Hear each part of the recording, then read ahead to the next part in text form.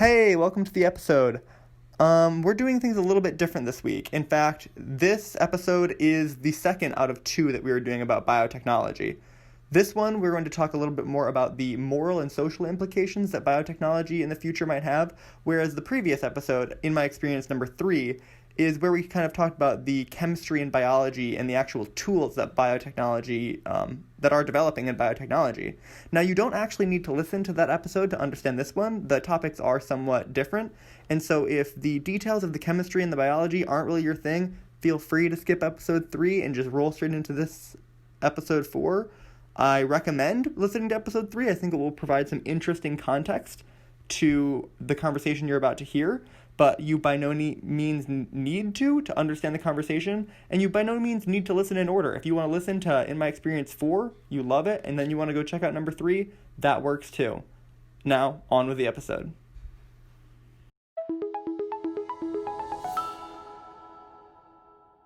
This type of work, it's almost limitless. It feels almost limitless in what we could do. Imagine if there are bacteria that just grow anti-cancer drugs in a vat and it costs like 25 cents because you just throw some sugar and water and bacteria together and they pump out chemotherapy drugs. We've mostly talked about industrial chemistry because I'm a chemical engineer and that's what I'm interested in.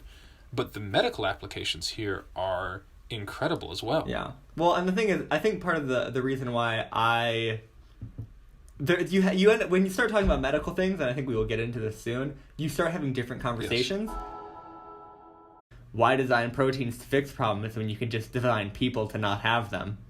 Exactly. Which, I mean, what do we do? What do you do? What do you do with designer babies? Because, on a certain level, I've had conversations about this with people, and you always got to start out with, I know on the surface level this can sound really eugenics-y, but I promise that it's not. And that's never a good way to start out a conversation with someone.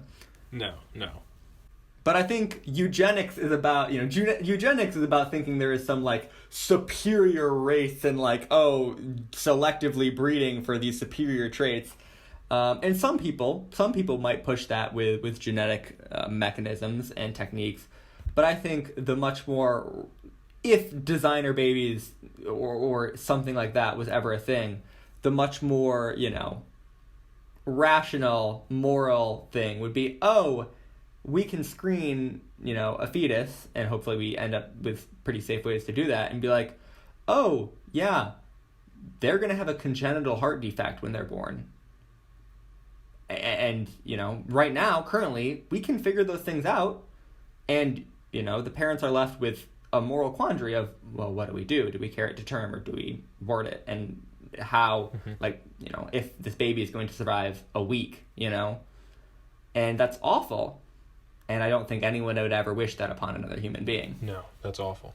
And so the hope is, you could take a zygote, sequence its DNA, and be like, they have this.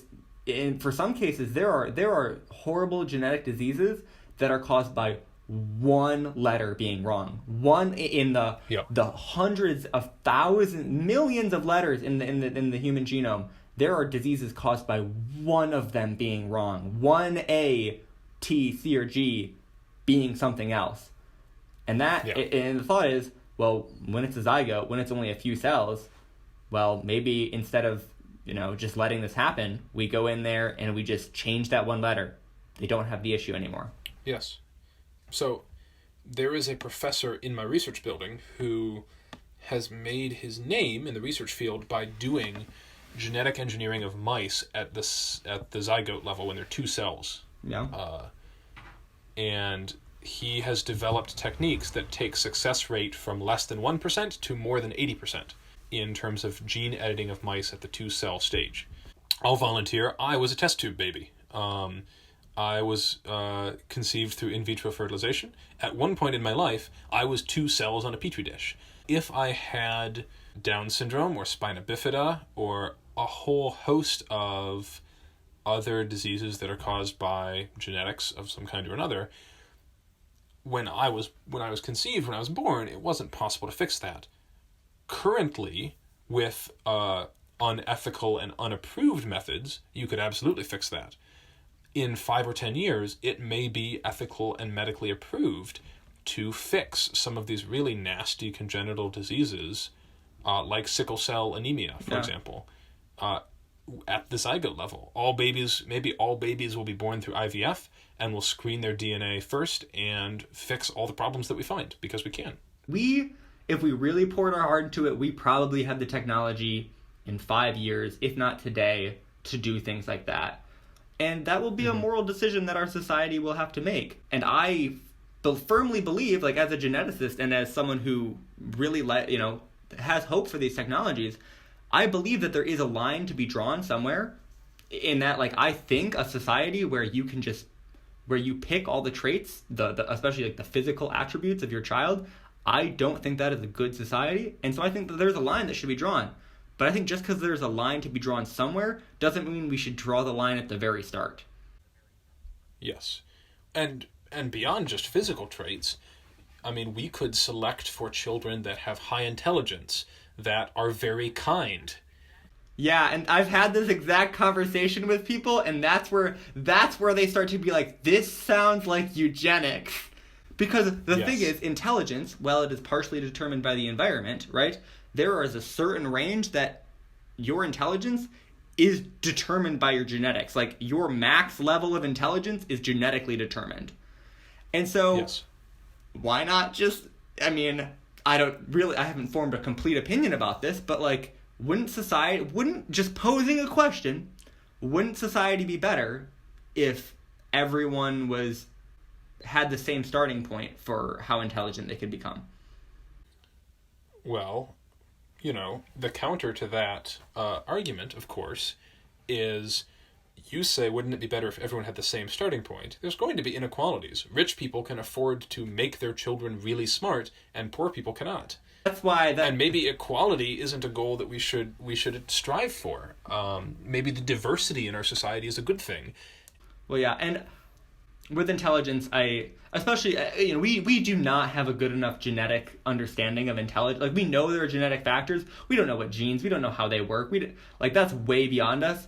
And so we just don't have to have a good conversation about this. We'd have to know what the effects of the actual genes are. Because if it's just like you change this one gene and it's just easier for people to learn, like, I feel like most people would be on board with that. It's like, oh yeah, you just change this one gene and you just learn stuff better. Great, But I think where it can get really tricky is with neurocognitive diseases, or neurodiversity, in terms of okay, well, what is a disease and what is just a different way of dealing with the world? Autism spectrum disorders. Is that big one? Is that a disease that we should correct for, or is it just diversity? Mm-hmm. I don't have an answer to that question. I mean, as an example, OCD and Tourette's, in some ways, could be construed as neurodiversity. It's a different way of thinking. I think that you would get a greater number of people saying those are bad, and people don't want to have Tourette's. But you absolutely will find people saying, no, I like having autism. I like being autistic because it makes me think differently. It doesn't make me think worse. Well, and then there's also the instance of there are many people, not all, but there are people who are blind who don't view it as something, of course there are elements that, things might be easier if they were sighted, but who don't view it as some awful disease. They just view it as they're just different, and that's okay. Yes. Well, here's the analogy I've heard. Imagine if you woke up tomorrow and everybody else around you could suddenly fly, but you still couldn't fly, right?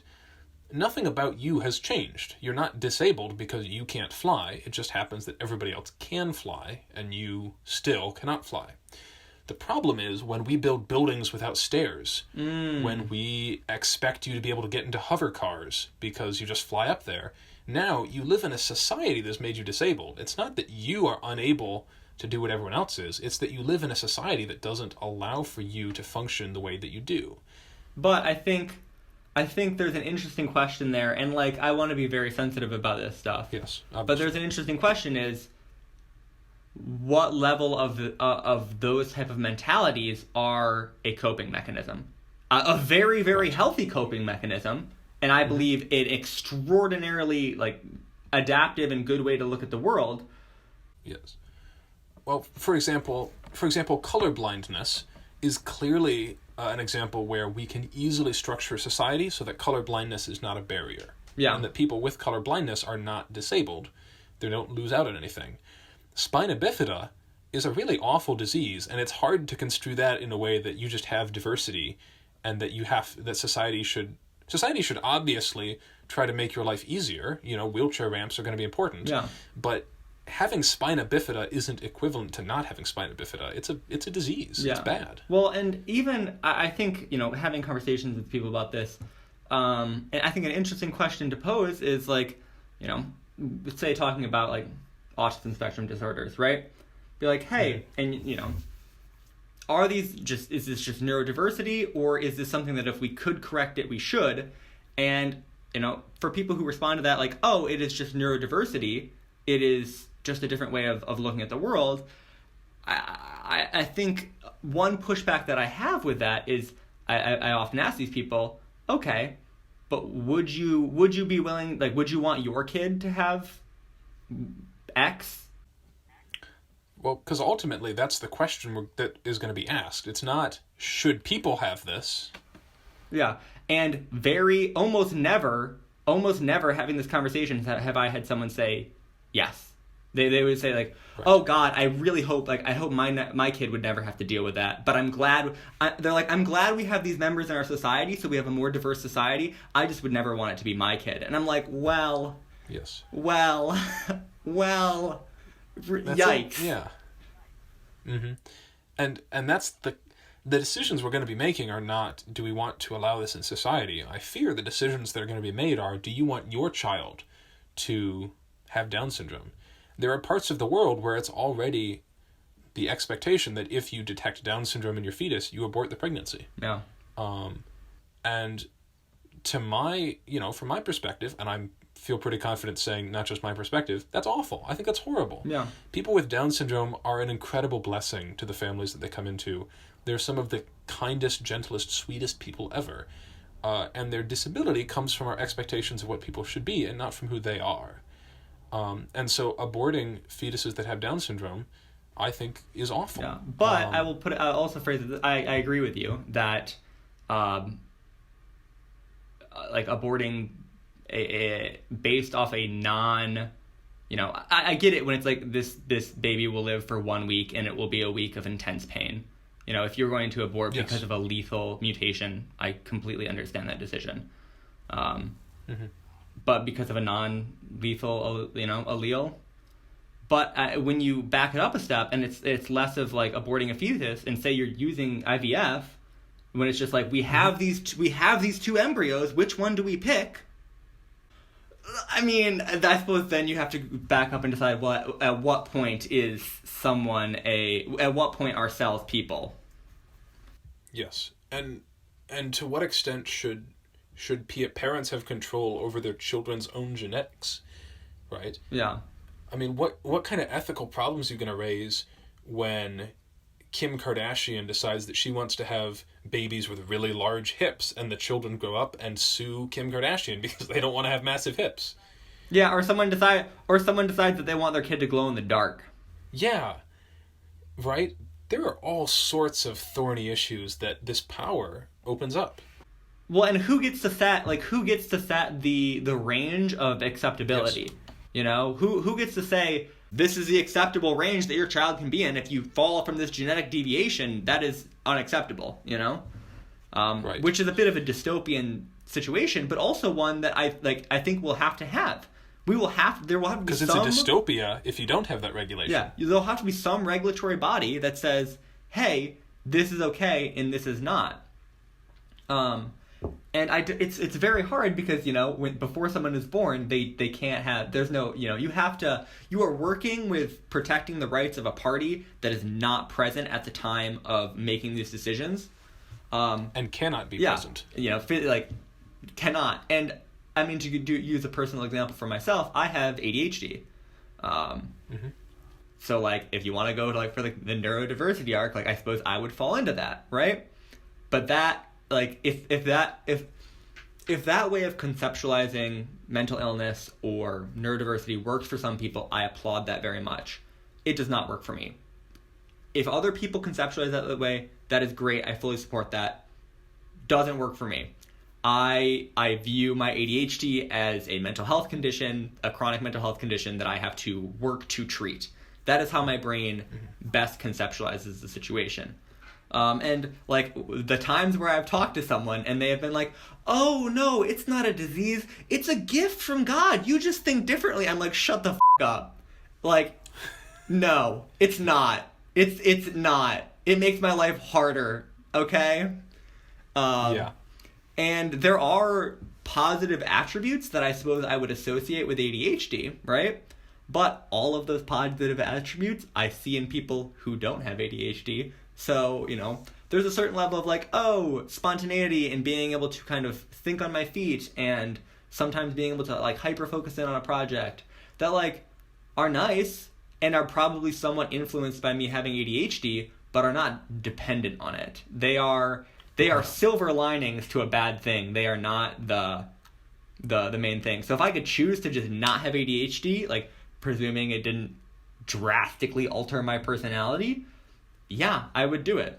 Yes. And it's hard. You have been able to make that decision for yourself. Yeah. It would be a lot more awkward if your parents had to make that decision for you 2 years before you were even able to speak. Well, and because there are people with ADHD who the idea of it is a neurodiversity and a different way of thinking, that works really well for them. And in my mind, that's, in reality, for me, ADHD is a mental illness that I have to treat. And for some people, it is a neurodiversity that they have found a way to live with. And to celebrate. And I think both are true. Just the way my brain works, understanding it as a disease is more adaptive. And for other people, understanding it as diversity is more adaptive. I don't think it has to be an either or. Yes. But of course, the difficulty is you can't ask two cells what they think about it. No, you cannot. And so having these types of conversations is so important. As a society, we don't ask whether the iPhone, whether Facebook was good for our society before we started using it. No, we did not. We started using Facebook and only later discovered, oh, this is really messing up our political system. And our mental health. And our societal interactions, Yeah. We didn't ask those kinds of questions before we started using Facebook. And Facebook affects our life, but I don't think it fundamentally changes who we are. Inherently, Facebook is about social interaction. It's a social network. Yes. And it's, it's not, and also it is something that can be changed, but, we have, and if we were at the point of like designing children, we would have much more advanced genetic tools. But it is much easier. Like, once you have a fully grown human, there are you can't just go and change, the DNA is in every single cell. You can't just go and change it. So you kind of have to make those large, you can do targeted gene therapy. But like the idea of like a designer baby, that you always say designer baby because you don't do designer adults. You got to start when they're small. Right. And so it's so important for society to start asking these questions and making these rules before we need the answers, in some sense. The United States had functional personal drones. Yeah. Little drones that fly around with cameras. You could go to Walmart and buy one of those for 5 years before there were any rules from the Federal Aviation Administration about how you could operate them. And that was disastrous. Yeah, if you could fly them on private property, if you could fly them near airplanes, if and how high you could go, and if you had to know how to fly it. And that was a disaster. It wasn't a disastrous few years, but there were a number of problems of people flying their drone into Los Angeles airport airspace that, would have been avoidable if the legal and societal discussions around that type of technology had appeared before the technology had. Yeah. We were playing catch up with our regulations. And for something as important as the implications that biotechnology is going to have, we can't afford to do that. Well, especially because something that I think we don't often touch on enough is there's a difference between somatic cells, which are like body cells, like your skin cells. Most of your body is somatic cells, body cells. But then you also have your germline cells, your sex cells, sperm and egg. When our modern gene therapy, like the limited gene therapy that we do on adults, is all about body cells. And that only changes the genetics of an individual, But as soon as you, like, a designer baby, or even, you don't even have to do a designer baby, but just like any modification that impacts the sex cells or all of the cells of the organism, there's not many situations where we'd specifically just focus on the sex cells, but anything that affects the entire makeup of an organism will affect its sex cells. And that means not only are you affecting changes for that individual organism, you are affecting changes for all of its offspring and their offspring and their offspring. So say, like, the Kardashians wanted to modify their children to have large hips, right? They would be choosing that trait unless it was further than modified for all natural conceived generations. And, you know, some of that could be mitigated by just, like, going back and changing it again. But that's going to really, it's going to really screw up any sort of concept of inheritance. And if you make a mess up and don't catch it, well, it could be passed on. It's a problem. And I think it's important to remember that this is going to come a lot faster than people think it is. I started realizing the power of biotechnology last year after watching a video journal series about a man who cured his own lactose intolerance. Yeah, the whole concept of DIY bio, like, you could start seeing, you know, just people doing shit just in their garage. Mm-hmm. And that's dangerous. Don't get us started on bioterrorism, because that's horrifying, but... Yes. I mean, this was a guy who was a novice biochemist.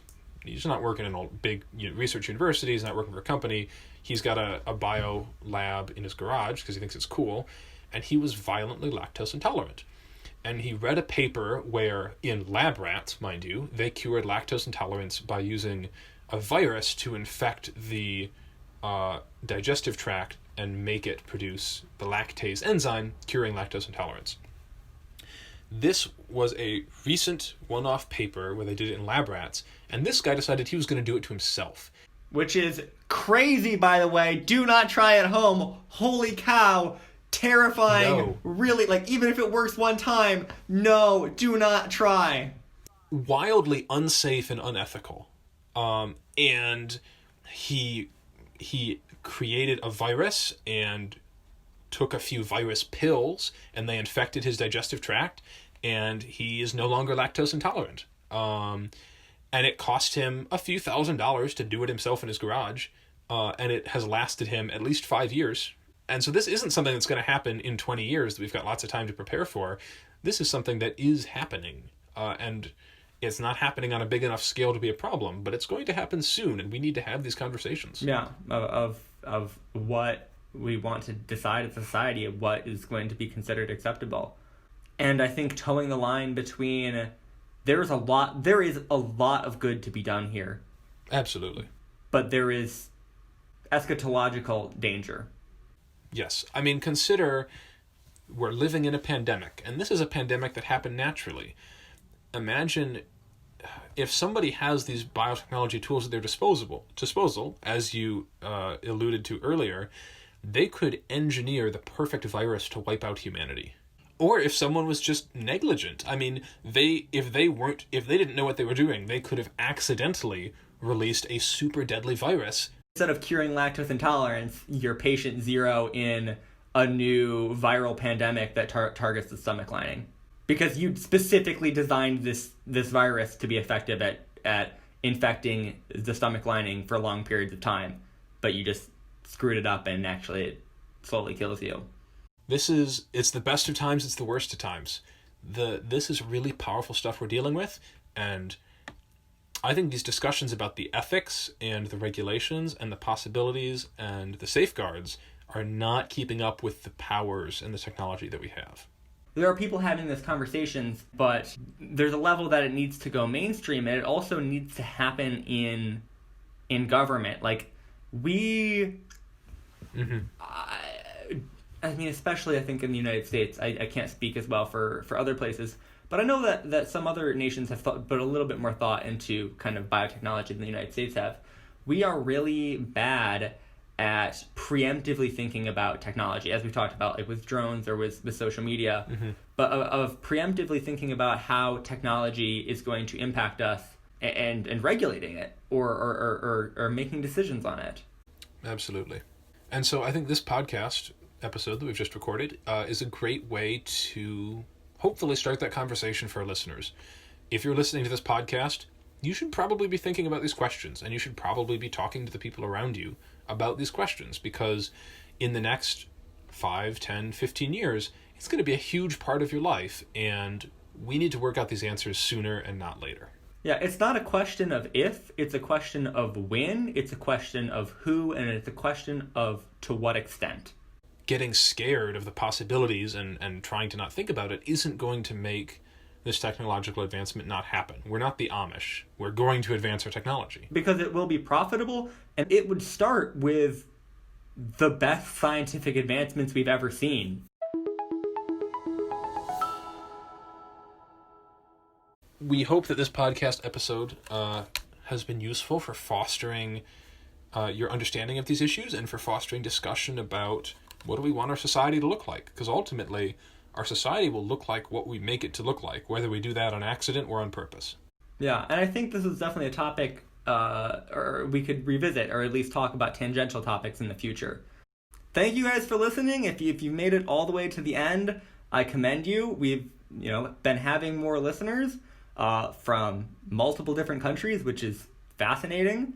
We also had our first female listener. So shout out to you, female listener on Spotify.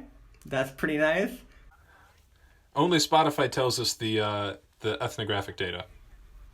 Yeah, so we may have had more female listeners, but we got our first one from Spotify. And if you listened to our first episode, our second episode, and now all the way to the end of our third episode, props. But you will have noticed a dramatic increase in audio quality from the first episode to the second episode. We changed our setup, and it helped tremendously.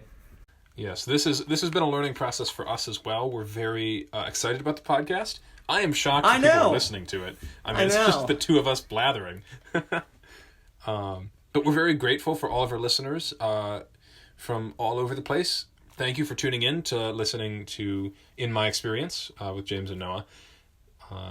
And we hope to see you again in 2 Tuesdays. All right. Bye.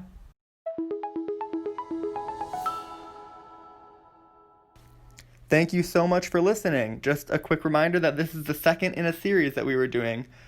So if you did not listen to In My Experience number 3, but you liked the conversation you just heard, make sure to go check out the previous episode in which we talk about the chemistry and biology and the tools that are actually emerging in biotechnology. Either way, I hope that you enjoyed this episode and that if you like our podcast, you will consider looking for our podcast in the future. In general, we post every other Tuesday. I hope that you have a great rest of your week. Bye.